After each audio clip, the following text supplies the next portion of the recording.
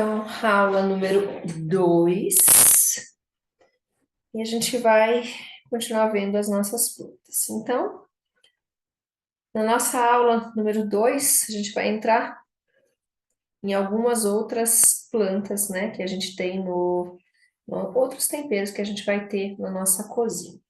Então, uma delas é o cravo. Então, o cravo da Índia, ele tem antes de vir dar a aula para vocês hoje, né? Eu saí do instituto, eu vim muito cedo para cá e estava muito frio. Aí depois eu fui para o instituto, para vir para minha casa e voltei para cá. E eu fiz lá, né, uma misturinha para eu tomar, né? Porque eu vou até tarde com vocês hoje, né? Comecei hoje muito cedo, como sempre, né? E aí eu falei, nossa, tá muito frio, tá? E é cansativo, assim, né? Quando você vem de um final de semana e tá muito frio, muito chuvoso durante muitos dias. E tem vários riscos para a saúde, né? Quando a gente está assim.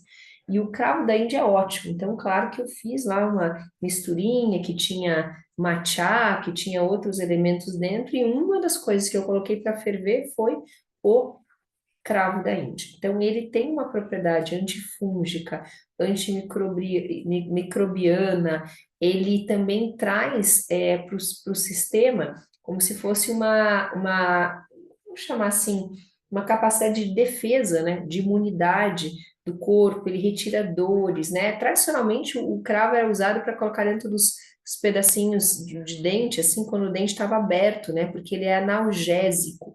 E ele faz muito bem em termos, não sei nem se está nesse material aqui, mas ele faz muito bem para o intestino e para o estômago, quando a gente precisa reparar o corpo, quando ele tem aqueles inchaços repentinos, sabe? Quando o corpo dói, daqueles inchaços na barriga, o cravo ajuda muito nisso, tá?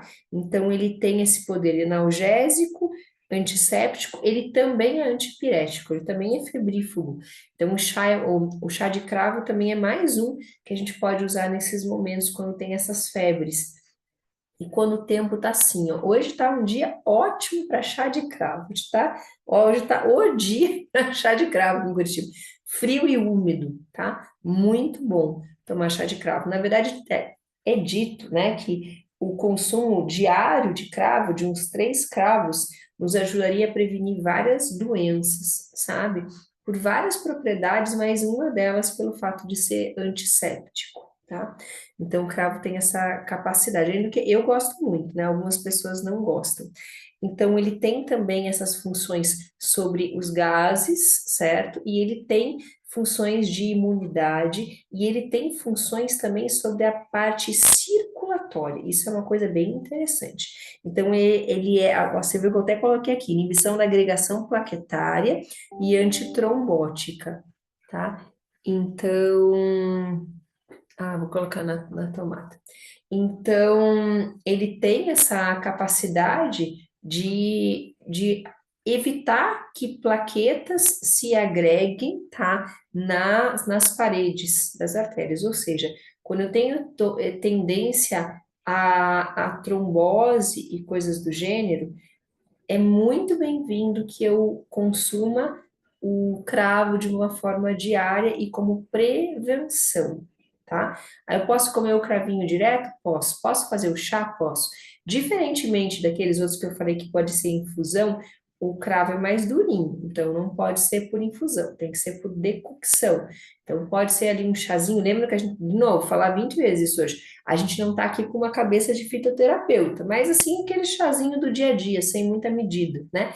Então, se a gente consumir ali 3 cravinhos por dia, já seria uma boa medida? Já seria. Inclusive, hoje, é interessante isso, por conta desses efeitos antiespasmódicos, antissépticos, que limpam o intestino, tem até umas receitas que parecem muito na internet e elas são muito reais mesmo. De você fazer um chá, que você já tem até visto, de você fazer um chá que você leva 3 cabecinhas de cravo para 3 louros e você tomar esse chá diariamente. Tem embasamento? Tem. Tem muito embasamento. Por quê? Porque vai atuar sobre o intestino. Né? E todos vocês que estão aqui praticamente são alunos do Saúde Integral Vida Real, né? Não chegaram só por farmácia na cozinha. A grande maioria, mas tem alguns que não são. Mas eu estava dando uma aula na sexta-feira sobre isso, no Saúde Integral Vida Real. O quanto o intestino é o segundo cérebro. Opa, então eu cuidar do meu intestino, do meu sistema imune, né, através de, por exemplo, do cravo, isso pode ser interessante para todo o sistema. Pode sim, tá? E o louro, ele é um potente, isso vocês já sabem, né? Vocês colocam louro no feijão, não é só para dar gostinho, mas ele é um potente efeito carminativo e antiespasmódico do intestino, tá? Então, o louro e o cravo, eles vão muito bem juntinhos, tá? Faz o que mais? Dores de dente, que eu já falei para vocês, certo? E esse efeito, então, de inibição da agregação plaquetária, tá? Então, como é que é isso? Então, lembram que eu falei para vocês antes que a pressão arterial, quando aperta a artéria, ela aumenta, tá? Então, quando faz esse apertar da artéria, a gente chama de arteriosclerose, ou seja, é uma vamos dizer assim, vamos pegar não essa palavra, é um endurecimento, né? Porque a gente pode fazer uma esclerose, mas pode falar, né? Uma esclerose que é um endurecimento da artéria. Isso é arteriosclerose, ela vai ficando dura. E aí ela perde a elasticidade, como uma mangueira velha. A mangueira novinha, você vira ela e ela vai para um lado e para o outro. Se ela ficou muito tempo no sol, ela já fica dura. Quando você vira, ela vira assim, né? A mangueira não vira mais assim, né? Ela faz assim e ela começa a quebrar. É a mesma coisa nas nossas veias. Essa é a arteriosclerose. A artéria, né, esclerosada, endurecida, com dificuldade de maleabilidade. Mas aqui ele está falando de outra coisa, está falando de aterosclerose. Então, tem arteriosclerose e tem aterosclerose. Na aterosclerose são placas de ateroma que ficam depositadas na veia. São coisas diferentes? São. Mas em geral elas vêm juntas? Sim, porque uma coisa causa a outra e a outra causa uma, sabe? Então, em geral, a gente tem uma diminuição dessa maleabilidade das nossas artérias e por conta disso as plaquinhas de ateroma ficam com mais facilidade, porque se tem uma mobilidade maior do sangue e da artéria, isso não vai se depositar com tanta facilidade. E tem uma redução de calibre quando essa maleabilidade diminui, quando é arteriosclerose. E aí a placa de ateroma, antigamente é engraçado que eu desenhava essas coisas no quadro, né? Agora já não tem mais isso. Antigamente eu desenhava tudo no quadro. Eu gostava muito da aula no quadro, agora não faz anos que eu não dou aula no quadro mais. Então, aí, quando é a placa de ateroma, ela se deposita em alguns locais. Então, imagine, isso aqui é a sua veia, a nossa veia, né? Isso a gente não vamos imaginar a sua veia, porque a gente não quer que faça isso na nossa veia, mas imaginar uma veia qualquer. E aí, essa aqui é a plaquinha de gordura, daquela margarina, daquelas coisas aradas que a gente comia antigamente, daquele sorvete, daquelas carne gorda, dararara, e ela vem aqui, ó. Só que se tem uma maleabilidade, ó, ela não se deposita, né?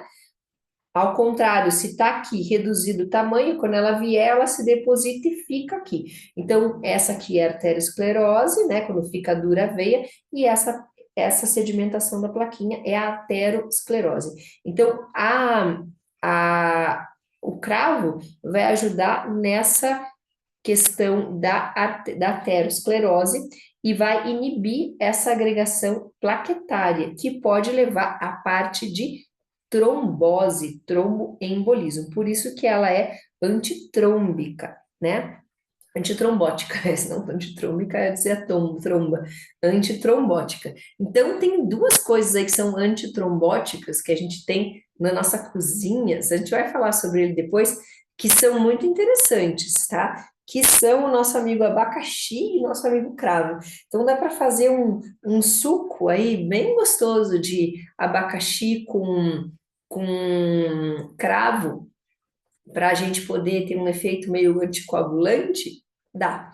Então a gente não fica tomando suco de abacaxi e nem cravo antes de fazer cirurgia? Não, porque pode sangrar mais? Pode, tá? Então já tá sabendo três coisas que a gente não fica comendo em excesso antes de cirurgia. Ó só, já posso fazer prova. Essas matérias aqui eu gosto de fazer prova, eu não sou igual na Védica, é uma outra mente que eu uso, tá? Aqui é meio de prova, ok? Então, açafrão, abacaxi, cravo Eu evito antes de fazer a cirurgia, mesmo que seja cirurgia do dente, tá? Depois até o cravo eu posso usar para dor, mas eu não fico tomando as coisas, colocando na comida, nada desse tipo, né? Porque o cravo eu posso, sei lá, colocar numa bolacha de mel, entupir de cravo se eu quiser, né? Um bolo de mel, um bolo de chocolate, um bolo de especiarias, né? Então eu evito comer em excesso esses três alimentos antes de cirurgia. Vai cair na prova. Então esse é o cravo. Aí, alho, ó que legal, o alho. Então, o alho, eu vejo o alho como um remédio, tá, gente? Entendam. Eu não como alho no meu dia a dia e nem cebola. E aí, o alho, para mim, ele é um remédio. Nossa, precisarei de alho. Aí, eu uso ele como um remédio. Então, o alho, o alho sativum, ele é muito interessante porque ele também tem esse poder do cravo, né? Que é essa questão de problemas circulatórios que ele evita. Isso a gente já sabe, né? Por isso que existe cápsula de alho, certo? Claro que a gente vai evitar o alho, por exemplo, quem tiver problema de refluxo, problema de acidez demais, problema de gastrite, problema de úlcera, quanto que vai comer de alho? Ó, zero. Zero rosca bola. Não vai comer alho, ok? Alho a gente não quer, porque ele aumenta muito o calor do corpo e machuca o estômago, tá? Então, se a gente come muito alho, pode até causar problemas, sobretudo as pessoas que têm alergia a alho. Tem muitas pessoas que têm alergia a alho. Para quem faz meditação, que a maioria de vocês, né, são meditadores assim de forma contumaz, estudam coisas do autoconhecimento. Outros estão chegando agora e não sabem nem do que eu estou falando, mas para aqueles que meditam de uma forma corriqueira, o alho também atrapalha, porque ele traz uma agitação um pouquinho no nível mental, certo? Então, ele também vai ter um poder dito anticancerígeno, tá? Antimicrobiano e antiviral altíssimo. Afecções de problema respiratório, deixa eu abrir aqui, não esquecer nada, afecções na pele, então, assim, problemas geniturinários também, ele ajuda, ele é antibacteriano também das bactérias que atingem a parte geniturinária, ajuda na imunidade também, ou seja, tá com problema bactéria, problema sobretudo respiratório ou geniturinário, pode comer alho, come com essa visão de remédio, tá? Ele vai ajudar muito, sobretudo na parte respiratória. Também problema circulatório, sim. Então, muitas pessoas tomam o alho quando tem problemas de pressão arterial e lembram lá da arteriosclerose? Também, o alho também vai ajudar. Então, tomar lá os remédios que são anticoagulantes, né, que a pessoa às vezes precisa tomar por esses problemas, e junto comer bastante alho. Claro, vai ficar com bastante cheiro, né? Lembrando que o alho tem o cheiro. Tem umas formas de comer para não ter cheiro? Tem. Existem cápsulas de alho também. Tem as cápsulas de óleo de alho que são gelatinosas, como aquelas que eu falei, e tem as outras cápsulas que não são gelatinosas, tá? Então dá para tomar alho em cápsula também? Dá. Daí ele entra como suplementação, não entra como alimento. A nossa ideia aqui é como alimento. Formas de fazer o alho, agora eu vou mostrar. Eu que não como alho, mas eu vou contar para vocês. Formas de fazer o alho que agridem mais, que agridem menos. Que agride mais o corpo, né? Mas claro que vai ter um pouquinho mais de efeito fitoterápico. Comer ele, tomar ele cru. Então, por exemplo, quando eu vou lá para o Sudeste, lá onde, quem que tá aqui? Lá onde a Betina mora, eu vou sofrendo quando eu vou chegando lá. Porque quantas vezes eu paro para comer assim em restaurante, assim, que é chegando lá, e tem alho batido cru dentro do feijão. Vocês já viram isso? Alho batido cru. E daí um dia eu falei até pro meu marido, que era do Sudeste, né, ele é mineiro, falei, o que que é isso que tem aqui no Rio? É alho batido cru dentro do feijão? Ele e várias vezes eu já comi aqui, e tem isso, talvez não sei se vocês já perceberam isso, mas alho batido cru. Então, isso machuca muito mais o estômago. Vai ter um pouquinho mais de propriedades? Sim. Então, se eu, por exemplo, tô com um super resfriado e vou comer esse feijão com esse alho batido cru, claro que vai fazer mais efeito, meio que na hora, mas potencialmente machuca mais o estômago. Aí outras formas, aquele alho que é seco, laminado, também machuca mais o estômago, tá? E que é desidratado em lâminas, também tem que cuidar. Para a pessoa que é mais sensível da dor do estômago na hora que come, na hora. E daí, né, vai caindo às vezes lá no omeprazol por excesso de óleo, de alho. E é complicado isso. Mas tem algumas formas que ele não fica tão forte. Por exemplo, se você assar o alho ou fazer ele confitado, ele não fica. Como é que você faz? Você pega os dentinhos de alho e deixa ele de molho no óleo, certo? E aí você assa ele de molho no óleo. Aí ele vai ter o sabor do alho, perde um pouquinho das propriedades? Claro, vai perder um pouquinho, mas ainda assim tem um pouco das propriedades, o sabor é mais palatável e tcharam, machuca menos o estômago, ok? Então fica a dica. Vocês já fizeram alho desse jeito? Não? Não? E daí a massa, tá? É bem gostoso. Esse eu acho gostoso. Os outros eu não gosto muito do sabor e me faz mal. Esse não me faz tão mal, tá? Então esse se eu como pastinha de alho, ele não me faz tão mal. E também ele não deixa tanto aquele hálito de alho, tá? Aquele cheiro não fica tanto. Tá? Então é bem interessante. É só assar ele no óleo. Pode fazer no azeite de oliva, embora o azeite de oliva vai perder as propriedades quando ele vai para aquecimento, mas é a forma de fazer dentro, pode fazer dentro do ghee ou dentro do azeite de oliva, tá? Então, voltando. É, o que mais o alho? Então, problemas, então, ó, que riscos? Está aqui, acidez estomacal, dores epigástricas, náuseas e vômitos. Então, tudo isso que tem uma tendência e mostra que há questões de ácido em exagero no estômago, a gente toma cuidado com o senhor alho, tá? Então, se quiserem, vão anotando aí no material de vocês, tá? Porque isso pode ser interessante para lembrar, né? Às vezes tem, poxa vida, por isso que quando eu vou naquele restaurante tal, eu passo mal, né? Então, por exemplo, tem um restaurante que a gente adora aqui em Curitiba, as crianças, mas a gente já sabe que é cheio de alho na massa. Daí a gente vai e é gostosa a comida, mas aí a gente já sabe que depois, às vezes, não é assim aquela coisa mais maravilhosa que dá de efeito, né? E as crianças já sabem, eu gosto de ir lá, mas tem alho naquela comida, né? Então a gente toma esse cuidado um pouquinho, tá? E para algumas pessoas o alho dá dor de cabeça também. Então eu falo tudo isso porque às vezes a gente não fez a associação das coisas que estão nos fazendo mal. Tem que tomar bastante cuidado, porque às vezes é um item na nossa alimentação que a gente tira e a gente muda a vida, tá? Então prestem atenção para ver se o alho faz bem ou faz mal para vocês.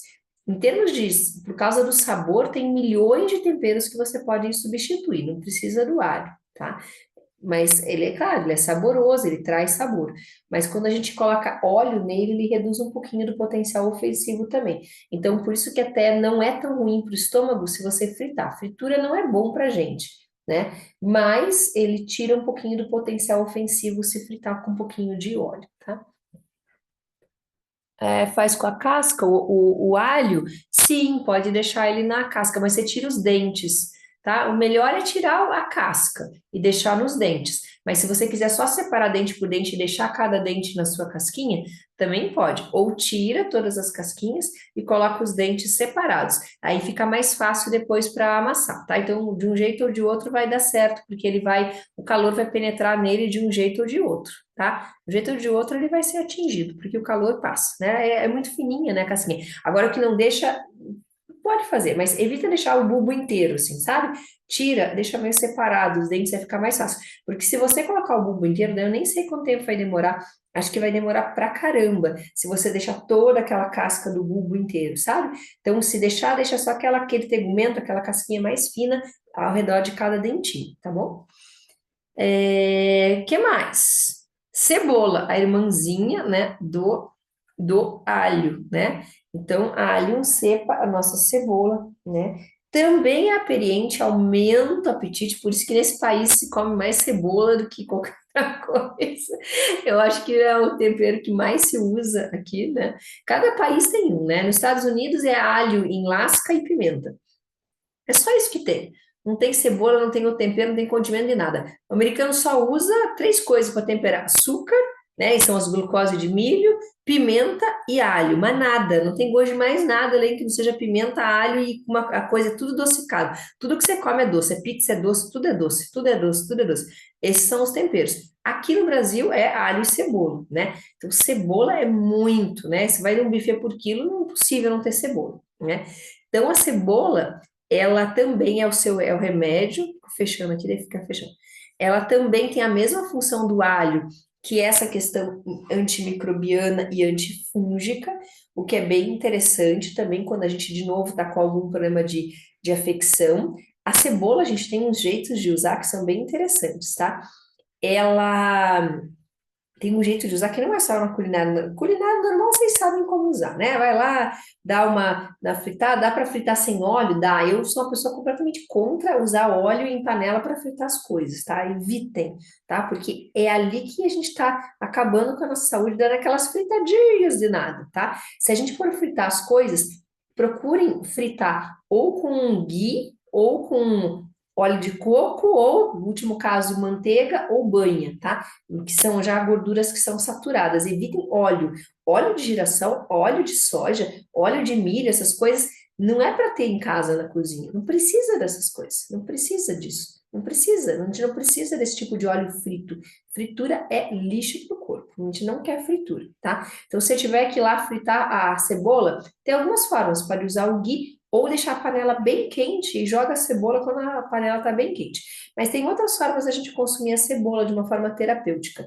Por exemplo, uma coisa que ajuda muito quando a gente tem afecção de gripe, essa você já deve ter visto, né? Porque na quarentena isso foi super difundido, quer dizer, pelo menos para mim chegava, né? Eu olhava, olha, estamos falando sobre isso, que é colocar a cebola dentro da água. Você pega a cebola, corta, põe dentro da água e fica durante o dia tomando aquela água. Não é um sabor muito palatável, tá? Tomando aquela água de cebola. A minha mãe, quando era pequena, ela fazia emplastros de cebola. Eu sempre conto essa história porque era traumatizante. Eu não gosto do sabor da cebola. E ela fazia emplastro que você coloca para dor de garganta, é muito efetivo, tá? Você coloca do lado de fora e daí você coloca lá dentro. Abre a boca, coloca o emplastro lá, depois você cospe. Aí você fica com aquela coisa parada. É muito boa para infecção de garganta, tá? Só que é meio desagradável. Para mim não é muito agradável. Peraí, eu vou ter que trocar, eu vou ter que fazer mais uma pausa aqui, tá? Para colocar o computador na bateria. Tá, esperem um pouquinho, tá? Esperem um pouquinho. Eu vou pausar aqui, esperem um pouquinho que eu vou pegar o carregador. Isso, então, a cebola, a gente tem essas formas, tá? Né, que a gente falou, normal, trivial. Tem essa forma de fazer emplastros com a cebola, tomar água da cebola, para questão, quando tem um vírus, assim, desconhecido. Sabe quando a gente tem um vírus respiratório, não sabe o que é, não sabe o que tem, tá começando a ter um pouco de febre, não sabe o que tem? Cebola é excelente para isso. Tá? E outra coisa, a forma que a gente usa a cebola como farmácia na cozinha é deixar a cebola, olha que interessante, deixar a cebola cortada. Nossa, isso eu usei tanto na quarentena, quando alguém tinha Covid na minha casa, eu aparentemente nunca peguei Covid, mas minha filha já pegou, né? Sem sintoma algum, né? E meus enteados também já pegaram. E algo que a gente faz muito na minha casa, quando todo mundo, qualquer um tem problema respiratório, é você partir a cebola e deixar dentro do cômodo, tá? Então a pessoa vai dormir, você pega lá umas 3, 4 cebolas, parte ao meio, coloca do lado da cama, ao lado da pessoa e ao lado das outras pessoas. Então, assim, isso é uma prática muito antiga, milenar, que eu aplico faz muito tempo. Peraí, deixa eu apagar a música. E ela ajuda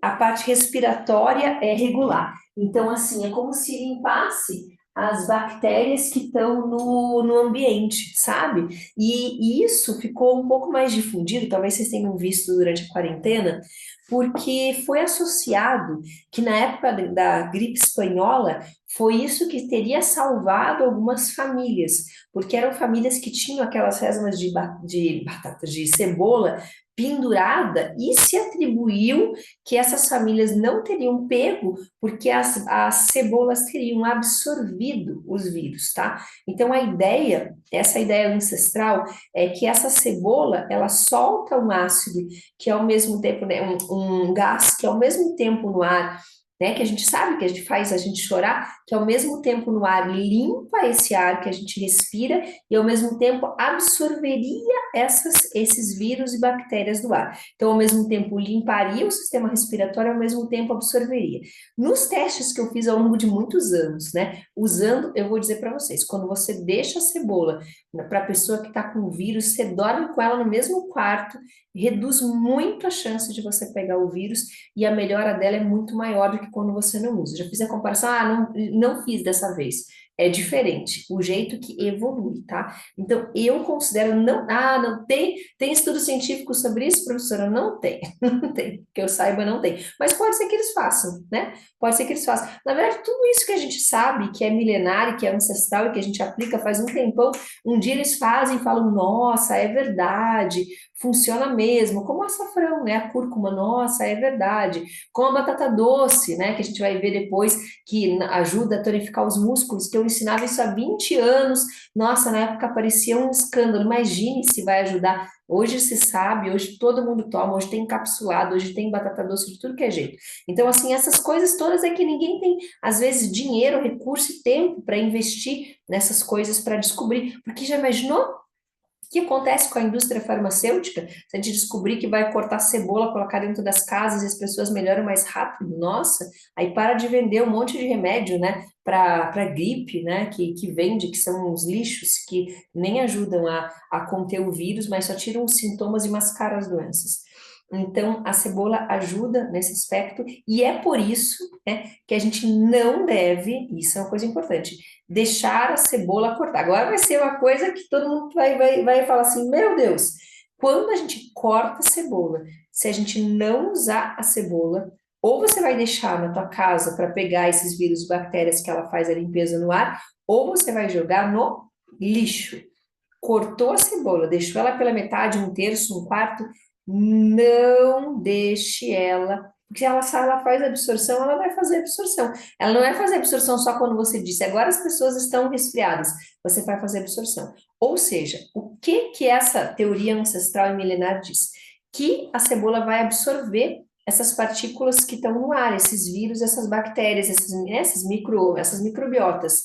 Ou seja, se eu deixar para usar depois, eu vou comer uma cebola aparentemente contaminada. Temos comprovação científica? Não temos, ok? Mas a parte que eu sei que funciona, porque essa parte não tem como averiguar e não tem como comprovar para vocês de maneira absoluta. Mas que quando as pessoas têm problema respiratório e a gente usa cebola, elas melhoram mais rápido, isso eu tenho que... São muitos anos fazendo esse teste, são mais de 15 anos fazendo isso, e eu sei a diferença. Então, esse é algo milenar que eu testei na minha vida e sei que funciona, tá? Então, cuidado se vocês deixarem a cebola pela metade. Lembrem desse ensinamento, tá? Porque eu acho ele muito válido. Problemas da cebola: dar gases intestinais. Pouco? Não, muito. Para quem tem sensibilidade, muitos gases intestinais. Ela também agita a mente? Sim. Para quem faz meditação regular, não é aconselhado. Quem quer uma mente mais sátua, não é. Se você chegar no restaurante indiano, né? Outro dia aconteceu isso, um tempo atrás. Eu fui num restaurante indiano que era recém, né, chegado aqui em Curitiba, eu falando com os indianos, tal, eu falando lá as coisas da Ayurveda, né? Que as coisas que a gente tem aqui no Instituto, com a Ayurveda, com Vedanta, tradição védica, mantra, tal. Aí eles olharam para mim e falaram assim: nossa, mas então se você precisar, né, que a gente faça comida, porque daí, né, os indianos podem vir, né, para cá. Se você precisar que a gente faça uma comida sátrica, a gente faz sem alho e cebola.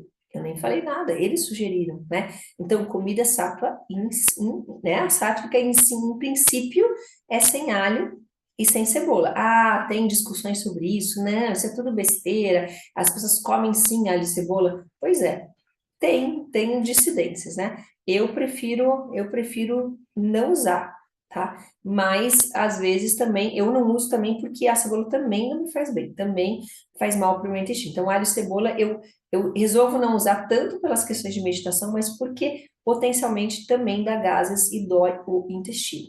Tá? Então tem que cuidar um pouquinho quem tiver esse tipo de sensibilidade, porque às vezes nunca associou. Mas a cebola é ótima como antifúngico, como antibacteriano, ela é boa também em afecções respiratórias, como eu falei para vocês.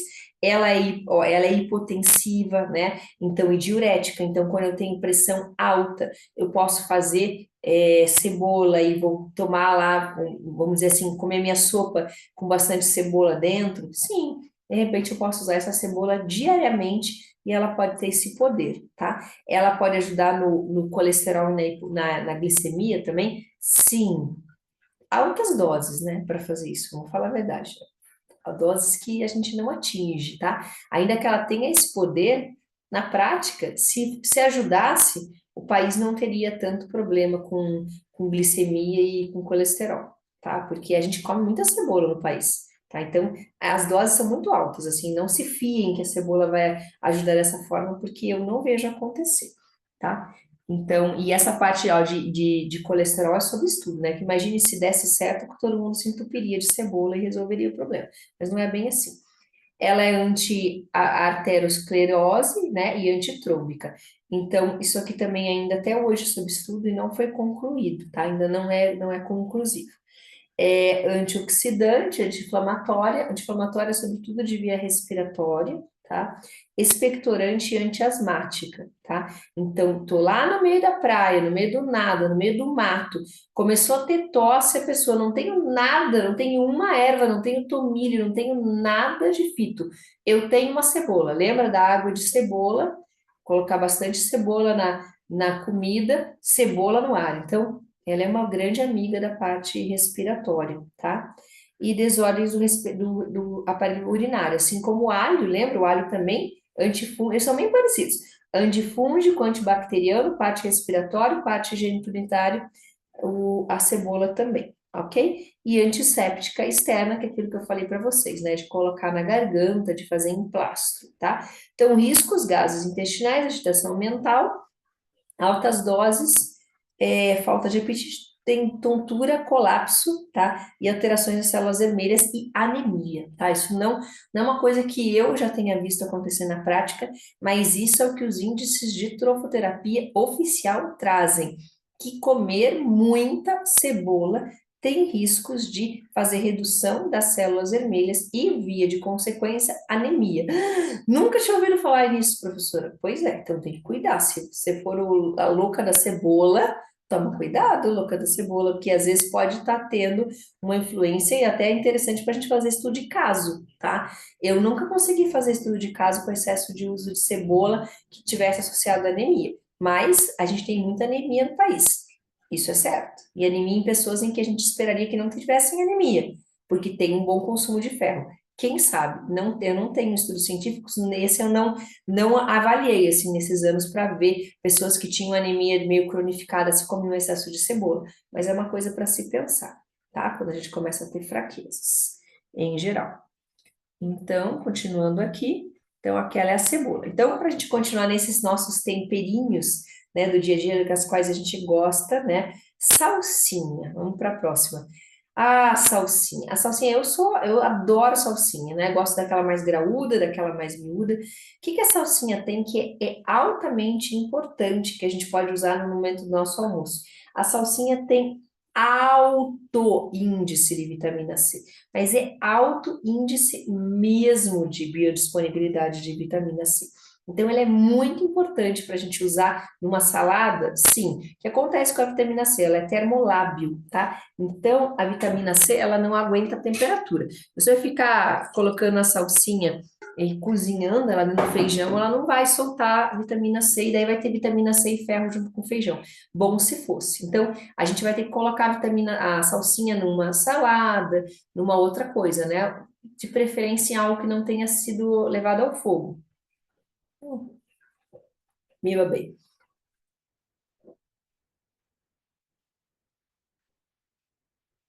Ó, lembra que eu falei lá no Saúde Integral? 8 golinhos. 8 golinhos é uma boa quantidade de água, tá? Que não entra água de mais nem de menos, tá? Lembrem dos 8 golinhos. Aí, ela é diurética também e ela tem vitamina C. Olha que interessante. Bastante vitamina C e diurética. Então, é super legal quando a gente está na praia, tá? Então, aí, um suco que eu gosto muito quando tá bem quente, assim, tá na praia, é fazer o suco de abacaxi com hortelã que vocês já conhecem, né? Que tira calor, e salsinha. A cebola é maravilhosa, pode sair picada de abelha. Ah, ela é ótima. Marimbondo, isso, é verdade. Aham. Tira todo o veneno, ela vai secando e vamos cortando e esfregando. É, então você vê que interessante, né? Eu nunca fiz isso, mas você vê. Então ela vai trabalhar essas questões também. Mais uma coisa para a gente agregar. Então, voltando à cebola, a salsinha. Então, a salsinha, para a gente fazer com o suco de abacaxi, por exemplo, como ela é diurética, tem vitamina C, ela é muito recomendada, alta recomendada quando a gente está no litoral, né, na praia, assim, é bom porque ela tem um poder diurético bem intenso. nos sucos, né? Quando eu ensino assim os sucos que são sucos das categorias, suco diurético, suco para ficar mais forte, os tonificantes, suco para desintoxicar. Eu gosto muito dessas aulas, acho elas muito poderosas assim, para quando a gente não tem muito tempo, né, para ficar pensando no dia a dia nos alimentos, mas sim a gente pensa naqueles sucos que são aliados. A salsinha entra aos montes, aos montes. Que mais? Ela é laxante, então olha que interessante. Se tiver com o intestino meio preso, ao mesmo tempo com inchaço, ela é muito bem-vinda, tá? A dispepsia, quando a gente não está digerindo as coisas direito, tá? Também ela vai ajudar. Gases, flatulência, então ela poderia estar aqui como anticarminativa, ela podia ser carminativa, né? Antigases, antiespasmódica, flatulência.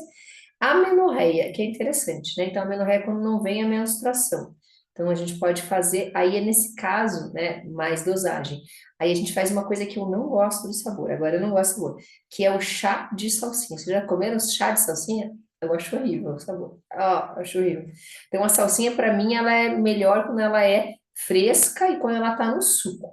Mas quando cozinha a salsinha, por isso que a gente evita a salsinha, vai colocar na sopa, corta junto com a cebolinha, né? Então, salsinha mais cebolinha é o que a gente chama de cheiro verde, né? Os dois juntos, as amiguinhos, são cheiro verde. Quando é só separado é cebolinha e salsinha. Pelo menos aqui no sul, não sei como é que é mais aí em cima. Como é que vocês chamam? Vocês chamam assim também? Quando os dois juntos é cheiro verde? É assim também? Ah, então tá, né? Porque assim muda, né, os nomes.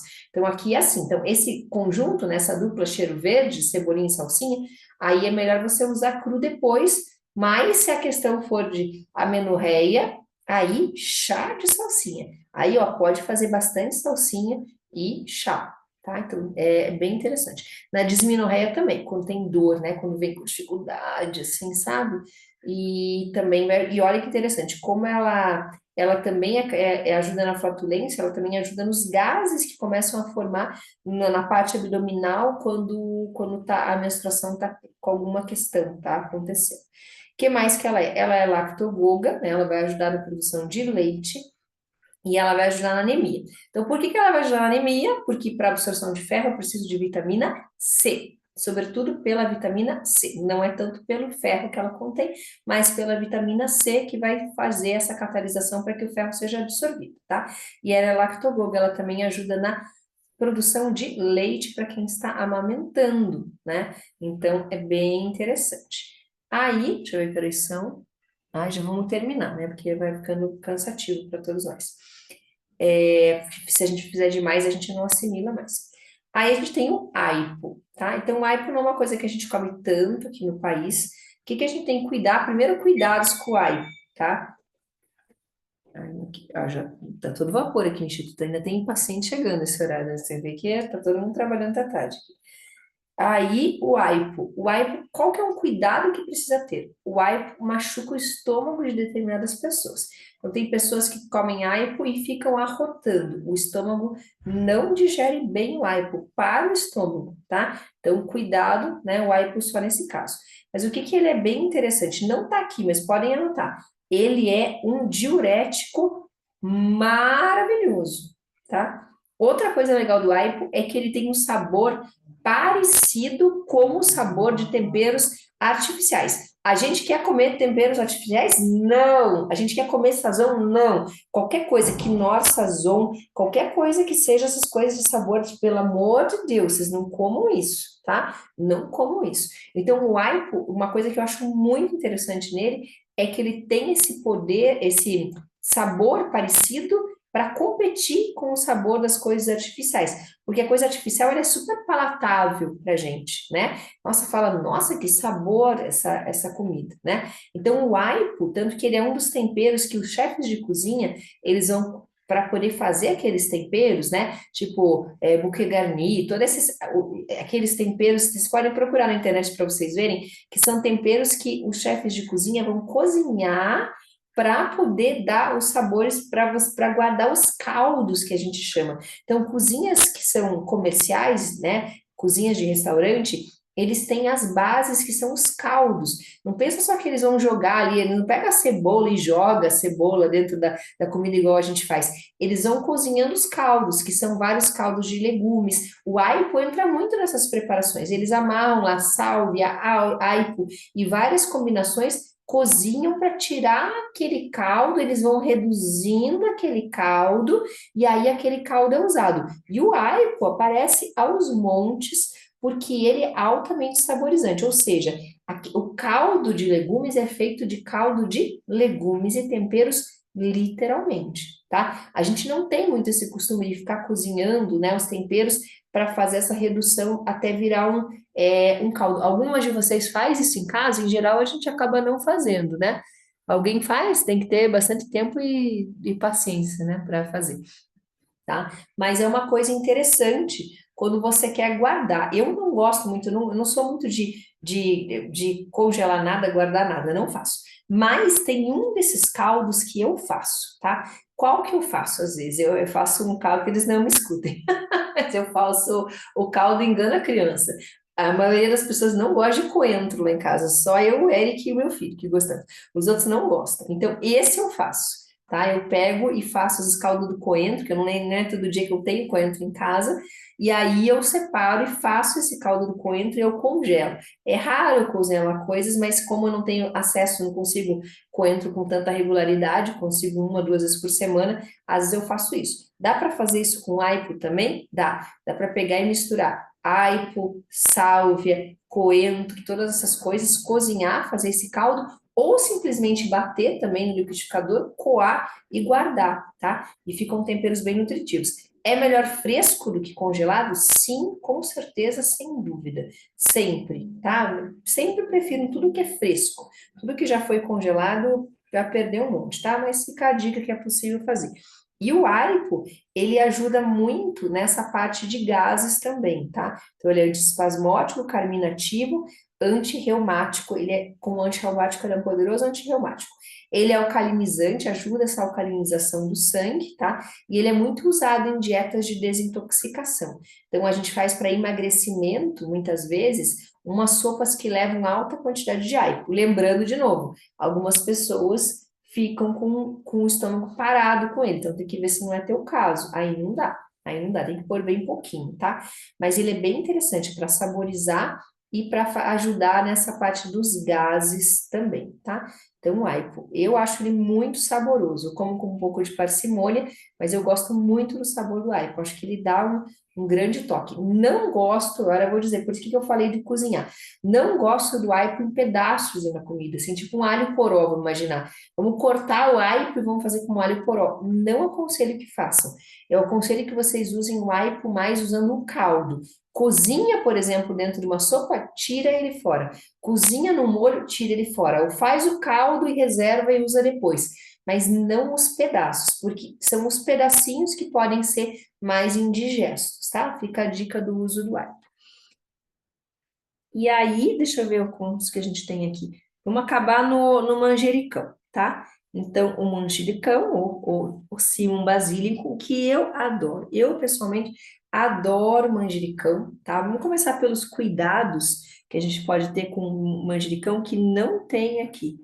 É, ó. Ah, não tem? Ah, tem aqui sim, que é esse último que estava ali, que pode ser abortivo. Mas tem mais um cuidado, vamos começar com os cuidados. Além dele poder ser abortivo, mulheres que estão tentando engravidar também não devem usar manjericão. Não está nesse material, por quê? Eu já até fui olhar por quê. Porque isso foi algo que eu aprendi depois que esse material foi feito. Por isso que a gente não para de estudar? Nunca. Alimentação, vocês me perguntarem, como que você estuda alimentação? Todo dia. Todos os dias da minha vida, acho que desde que eu tenho, sei lá, 15 anos, eu estudo alguma coisa de alimentação. Não tem, acho que não passou um dia em que eu não estudasse nada, não olhasse um livro, não olhasse uma coisa na internet, não comparasse uma coisa. Sempre a gente está estudando, porque sempre se descobrem coisas novas. Por exemplo, quando eu dava aula de farmácia na cozinha, né, todos esses anos que a gente foi dando chefe aula na cozinha, nem existia, nem se falava em creatina. É uma coisa completamente de agora. E é algo importante, um suplemento importante para nós? Sim. Então a gente tem que ir estudando e atualizando. E essa questão de que o manjericão não só ele tinha o cunho abortivo, mas vou trocar agora, vou trocar a bateria. Esperem aí. Ai, gente, as tecnologias. Esperem. Então, o manjericão, ele não só tem esse condão, esse risco, né, de ser abortivo, mas para pessoas que estão tentando engravidar, não devem fazer esse uso regular, tá? Então, foram feitos estudos sobre isso, e esses estudos não são tão antigos, eles são estudos mais recentes, tá? Então, a gente evita manjericão quando está tentando engravidar, ok? Então, esses são alguns dos riscos, né, que envolvem o Simum basílico, tá? Então, outra coisa é que ele reduz a glicemia, né? Então, o que que acontece? E afina o sangue. Então, se eu estou usando anticoagulante, que já estou, né, sei lá, vou imaginar como é que é o nome aquele anticoagulante? Como é o nome? É um nome diferente? Esqueci. Eu lembro. Um anticoagulante de uso contínuo, por exemplo, né? E aí eu tô comendo um monte de manjericão e chá de manjericão e manjericão na sopa e manjericão o dia inteiro e comendo folhinha de manjericão, tem que tomar cuidado, porque aí eu já tô usando um medicamento que tá fazendo, de repente, afinando esse sangue, ou então eu tô tomando é, remédios para fazer redução de glicemia, então eu tenho que cuidar. Ou seja, olha que interessante, ele não vai ter um poder tão forte de reduzir glicemia se eu quiser usá-lo como um medicamento natural para reduzir glicemia. Mas se eu estiver tomando remédio que faz isso, aí ele pode ter uma interferência, entendam a diferença. Então eu vou comer um monte de manjericão para reduzir a glicemia. Ele não vai fazer esse poder todo, não vai ser tão forte, tá? Mas se eu estiver tomando um remédio que tem esse poder, eu posso estar interferindo, tá? Sobretudo se eu fizer muito, né? Um pouquinho ou outro não vai ter problema, como uma pizza marguerita hoje não vai ter problema, certo? Mas se eu comer em excesso, sim. E ele ajuda muito nessa digestão. Então, o que eu mais adoro, assim, no manjericão é a capacidade dele de você pegar uma folha ou duas, colocar na boca, mastigar, e ele faz o teu estômago voltar a funcionar na hora, quando o estômago parou por baixa acidez. O estômago parou de funcionar, coloca o manjericão na hora. Sabe quando a gente fica parado, empachado, assim, e pensa assim, nossa, meu estômago vai ficar parado. Tem outras formas, sim, dá para usar gengibre, também ele faz isso, né? Às vezes, se for muita acidez, que às vezes dá doendo, é muita acidez. A gente pode fazer outras coisas também, por exemplo, água de rosas faz isso muito bem, se é muita acidez. Agora, se é baixa acidez, não está digerindo, o manjericão é muito útil, tá? Então, a gente vai usar então para afecções digestivas, má digestão, falta de apetite, mau hálito, é muito bom mascar manjericão, tá? Gases também ajuda em tosse, não muito. Aftas, tudo que tem a ver com a boca, ele ajuda. Halitose, né? Amidalite, faringite, laringite. Então, tudo que tem a ver, apareceu tosse de novo aqui, mas tudo tem a ver com essas afecções da garganta, o manjericão é muito útil. Cólicas intestinais, ele também vai ajudar. E também ele é galactogogo também, como a gente estava vendo antes, tá? Em outros elementos, tá?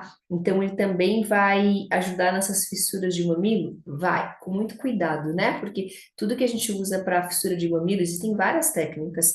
Por exemplo, existe casca de banana, várias coisas naturais, mas algumas elas pioram a situação. Então, tem que ter muito cuidado, tem que estar sendo assistido por profissional, porque eu já vi dar muito errado isso, tá? Então, em tese, ajuda, mas na prática que a gente descobre se funciona no seu corpo, tá?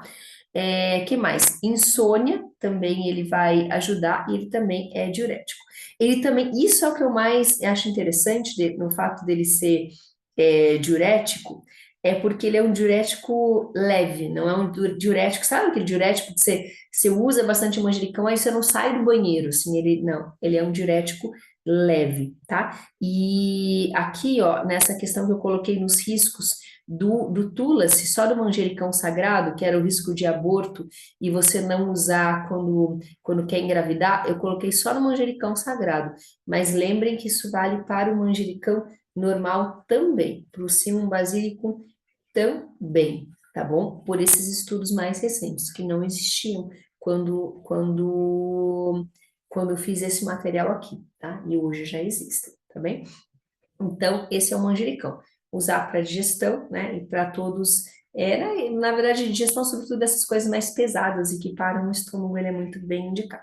Aí a gente tem o outro, o manjericão, talvez vocês não conheçam, né? Eu tinha um pé dele lá quando eu morava nos Estados Unidos, bem grande. O meu pé era enorme, assim, tive que deixar, né? Não consegui trazê-lo no container. E aqui no Brasil eu já tentei algumas vezes. Quando foi quarentena, eu comprei 3 pés de manjericão sagrado. Nenhum sobreviveu. Não consegui. Não foi para frente, tá? Então, o outro é o basílico. Como é que é o nome desse? Eu nem lembro o nome. É o Simon tenuiflorum. Então, é outro nome. E esse aqui, né, que a gente vai usar no Ayurveda para estresse, tá? Então, a gente chama esses elementos de adaptogênicos. A gente não usa tanto na culinária? Não. A gente usa mais na fitoterapia? Sim. Eu trouxe porque... Por que que na culinária não usa? Porque a gente não tem quase as folhas dele aqui, é muito difícil de cultivar. Então, a gente acaba usando ele mais encapsulados, né? Que a gente vai chamar de tulasi, tá? Então, na cultura védica, esse nome, né, vai existir. A gente não vai entrar nem nos nomes, mas esse nome existe, inclusive um nome muito sagrado, manjericão muito sagrado, está relacionado com Krishna.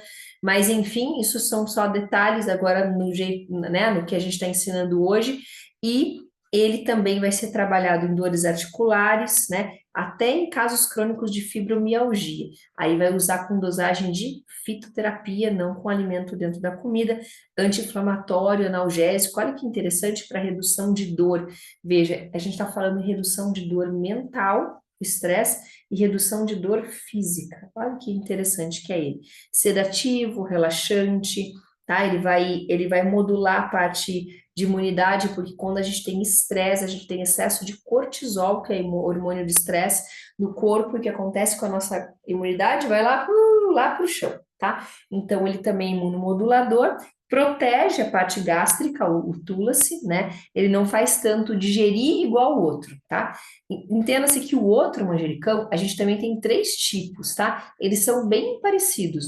Voltando só, esqueci de falar isso.